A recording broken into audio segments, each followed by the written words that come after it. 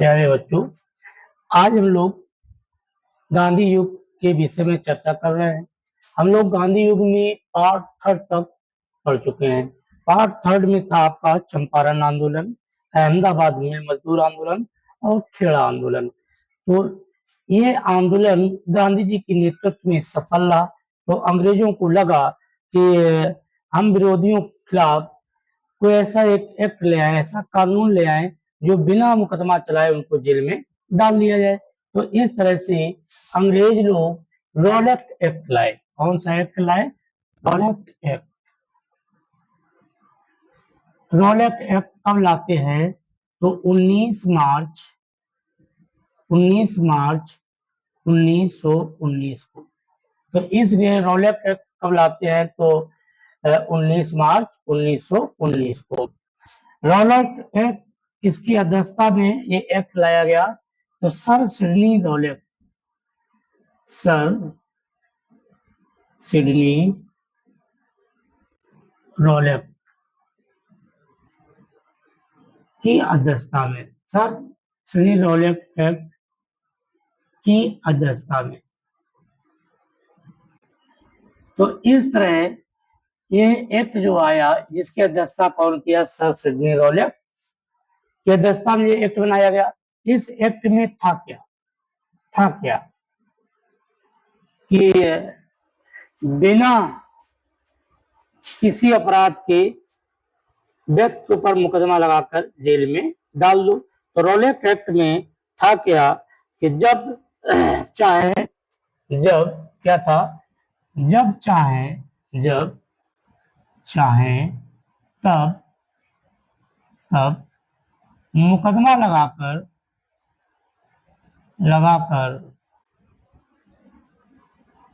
कर जेल में डाल दें।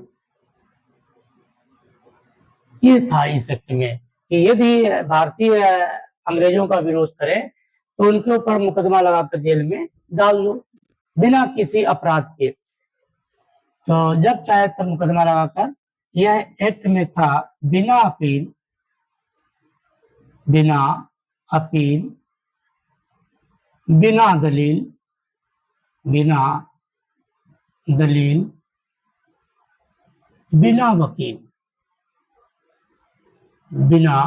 वकील। मतलब इसमें बिना अपील, बिना दलील और बिना वकील, मतलब आपके ऊपर मुकदमा लगाकर जेल में डाल दिया जाएगा तो कोई भी आप अपील करेंगे कुछ नहीं होगा, कोई भी दलील देंगे कुछ नहीं होगा, कोई भी वकील करेंगे कुछ नहीं होगा। तो इसलिए भारतीयों ने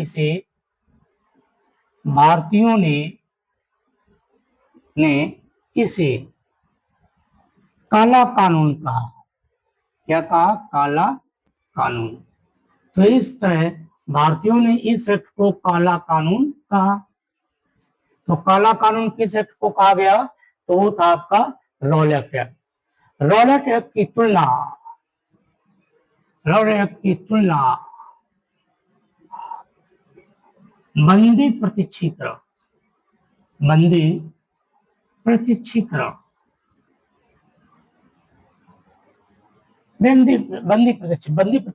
क्या था कि अवैध रूप से कोई गिरफ्तार व्यक्ति है, अवैध रूप से, उसके पास कोई अपराध नहीं है, यदि उसको गिरफ्तार कर लिया गया है तो यही 38-32 की पहली रेट है, जिससे ऐसे अपराधी को या जिस पर कोई भी अपराध नहीं है उसको बचाया जा सकता है, उसे कहा गया बंदी प्रत्यक्षीकरण। तो रॉलेट एक्ट में क्या था कि कोई भी अपराध ना किया हो लेकिन मुकदमा लगाकर जेल में डाल दो।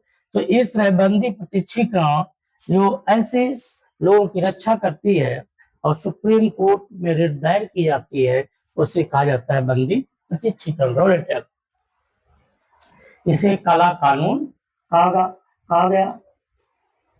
अब इसके विरोध में, इस रॉलेट एक्ट के विरोध में हुआ क्या कि भारतीयों ने विरोध किया। भारतीयों ने क्या किया? विरोध किया।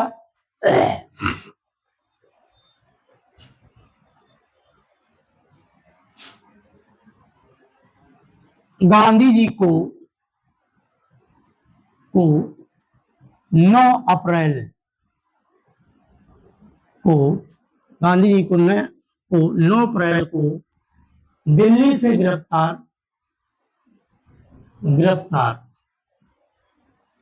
करके मुंबई में छोड़ा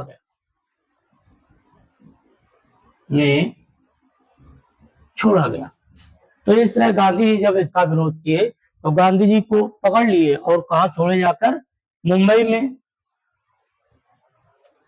इस रॉलेट एक्ट के विरोध में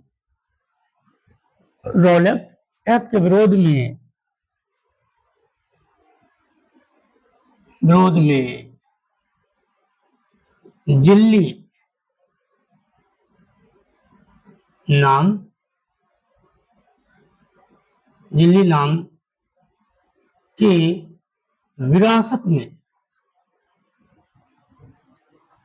में एक शांत सभा का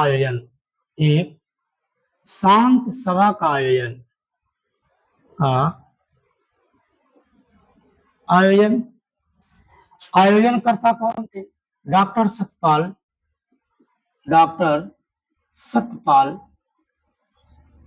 सतपाल एवं सैफुद्दीन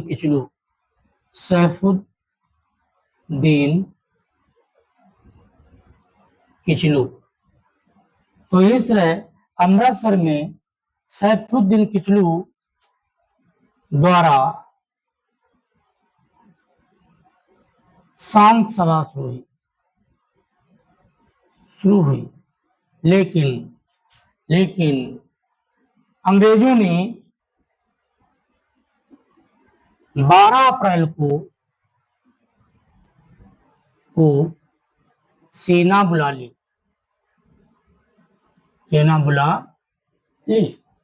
तो इस तरह गांधी जी को 9 अप्रैल को दिल्ली से गिरफ्तार किया गया और मुंबई में छोड़ा गया, जबकि दिल्ली नाम के व्यक्ति का ये बाग था जहां पर शांत जुलूस निकाला गया।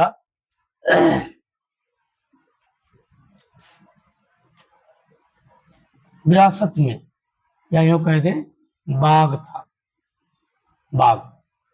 तो 12 अप्रैल को अंग्रेजों ने क्या किया? सेना बुला लिया। जब सेना बुला लिया तो एक घटना घटती है, उस घटना कहा जाता है जलियांवाला बाग हत्याकांड। तो इस तरह यह घटना घटी है, जलियांवाला बाग हत्याकांड 13 अप्रैल 1319। जलियांवाला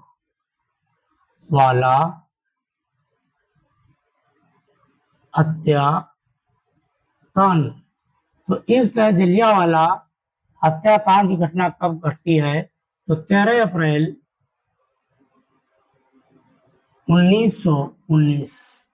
तो 13 अप्रैल 1919 में जलियांवाला बाग हत्याकांड की घटना घटती है। जनरल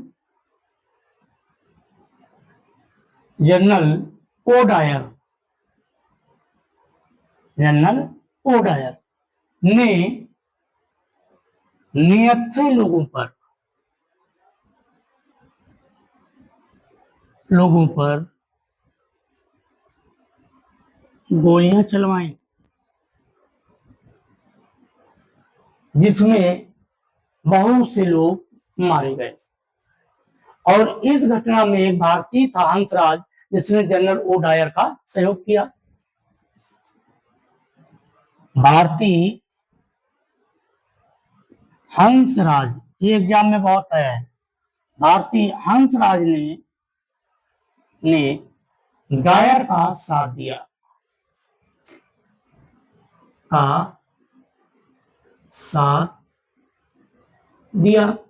तो इस तरह जनरल ओडायर ने निहत्थे लोगों पर गोलियां चलवाई थी, हंसराज ने उसका साथ दिया। गांधी जी और रविन्द्रनाथ टैगोर बड़ा दुख महसूस किए। तो गांधी जी ने इस घटना से नाराज होकर गांधी जी ने कैसर-ए-हिंद और रविन्द्रनाथ टैगोर ने टैगोर ने सर एवं नाइटहुड की उपाधि त्याग दी।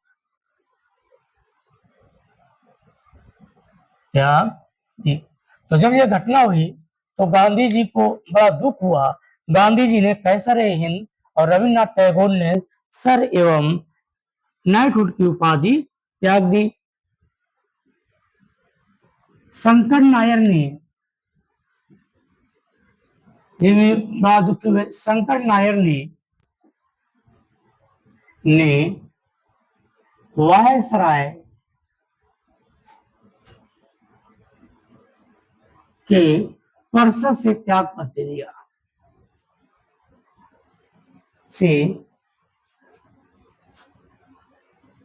सदस्य से त्याग पत्र दे दिया। अब जब ये घटना होती है, जनरल ओडायर ने अच्छे लोगों पर गोलियां चलाई, बहुत से लोग इसमें मारे गए और इस घटना में एक भारतीय था हंसराज, जिसने जनरल ओडायर का साथ दिया। गांधी जी कैसर-ए-हिंद, रविन्द्रनाथ टैगोर ने सर एवं नाइटहुड की उपाधि त्याग दी। शंकर नायर ने भी वायसराय की परिषद सदस्य से त्याग पत्र दे दिया। हमारे क्रांतिकारी नोट में क्रांतिकारी ऊधम सिंह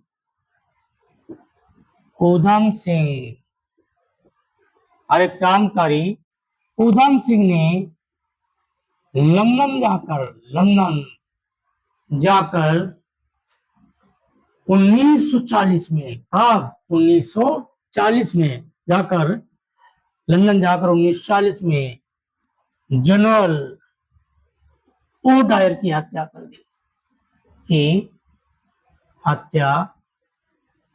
दी वैसे से हमारे भारतीय क्रांतिकारी थे जो इसका बदला लेने के लिए लंदन तक चले गए और जनरल ओडायर की हत्या कर दी। अब जब जनरल ओडायर की 1940 में, अभी तो ये बात 1919 की है, बीच में क्या होता है इसके बारे में जानना है। तो देखिए, जलियांवाला बाग हत्याकांड के लिए जांच के लिए कमेटी का गठन हुआ। तो अंग्रेज बड़े चालाक थे कि कमेटी का गठन कर दिया जाए और जब तक जांच नहीं आ जाती है तब तक किसी के ऊपर कोई कार्रवाई नहीं की जाएगी। तो इस तरह अंग्रेजों ने हंटर कमेटी का गठन किया। किस कांड के जांच के लिए? जलिया घटना की जांच के लिए हंटर कमेटी का गठन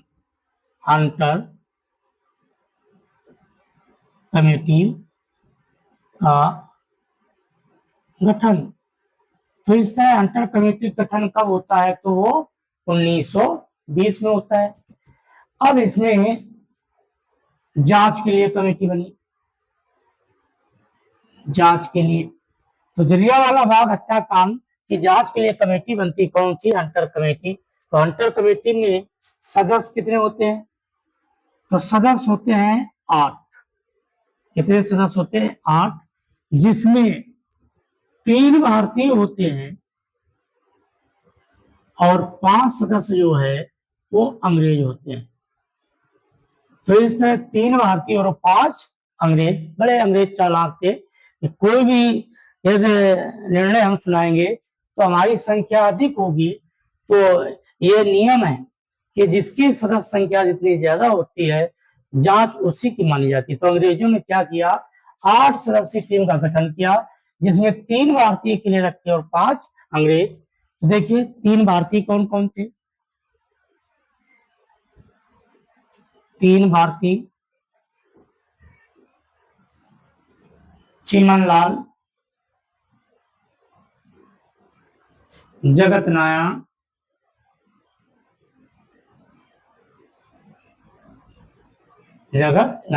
तो चिमनलाल, जगत नारायण और 3 भारतीय में कौन कौन थे देख लेते हैं। सुल्तान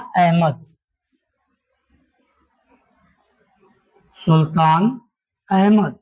तो इस तरह ये 3 भारतीय इस कमेटी में, हंटर कमेटी में, और 5 अंग्रेज जो थे वो कौन कौन थे? 5 अंग्रेज। एक तो हंटर ही थे, हंटर, रस्किन, जॉर्ज बरो, स्मिथ। तो देखिए, हंटर थे, रस्किन थे, जॉर्ज बरो थी, और कौन था? राइस।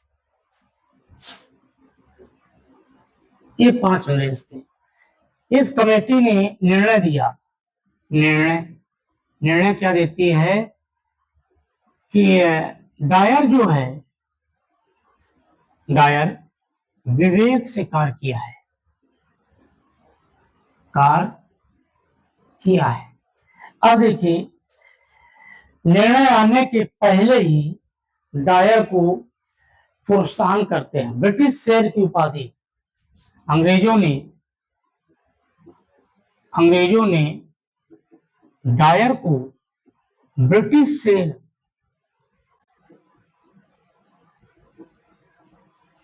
तलवार की मेन,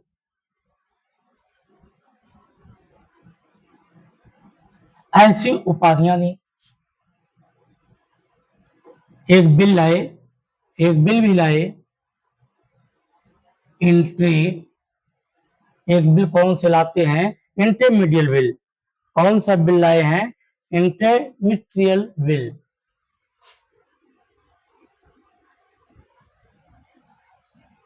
बिल, जिसमें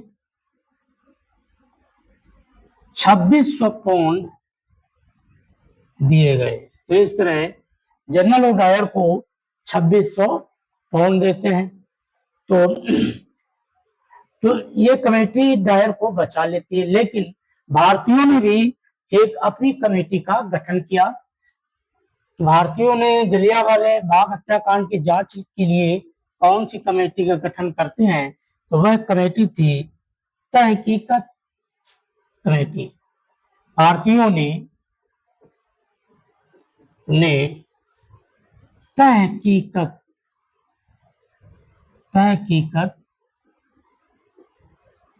कमेटी का गठन किया, और वो भी इन्होंने भी 20 में किया, जिसकी अध्यक्षता, तो तहकीकत कमेटी गठन कब होता है? तो 1920 में होता है। इसकी अध्यक्षता मदन मोहन मालवीय ने किया। मदन मोहन मालवीय ने किया। कमेटी ने निर्णय दिया कि डायर विवेकहीनता से कार्य किया है,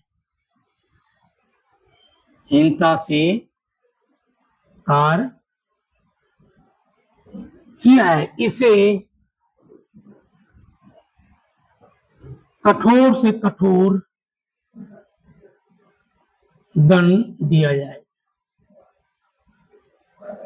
तो इस तरह भारतीय कमेटी, तहकीकत कमेटी ने अपने निर्णय में क्या दिया कि डायर विवेकहीनता से कार्य किया है, इसे कठोर से कठोर दंड दिया जाए, जिसकी अध्यक्षता किए थे कौन? मदन मोहन मालवीय। तो पार्ट 4 में हम लोगों ने पढ़ा रॉलेट एक्ट के घटना के बाद जलियांवाला बाग हत्याकांड हुआ। इस हत्याकांड की जांच के लिए हंटर कमेटी का गठन हुआ, और हंटर कमेटी ने निर्णय दिया कि डायर ने जो कार्य किया है, विवेक से कार्य किया है, और इसी के चैलेंज में भारतीयों ने तहकीकत कमेटी का भी गठन किया, जिस कमेटी की अध्यक्षता की मदन मोहन मालवीय, और इस कमेटी ने निर्णय दिया कि जनरल डायर जो भी कार्य किया है, विवेक से कार्य नहीं किया है, इसे कठोर से कठोर दंड दिया जाए। तो आगे हम लोग पढ़ेंगे पार्ट 5 में कि डंडा फौज, खिलाफत आंदोलन, असहयोग आंदोलन, चौरी चौरा कांड, इन सब घटनाओं के बारे में हम लोग आगे पढ़ेंगे।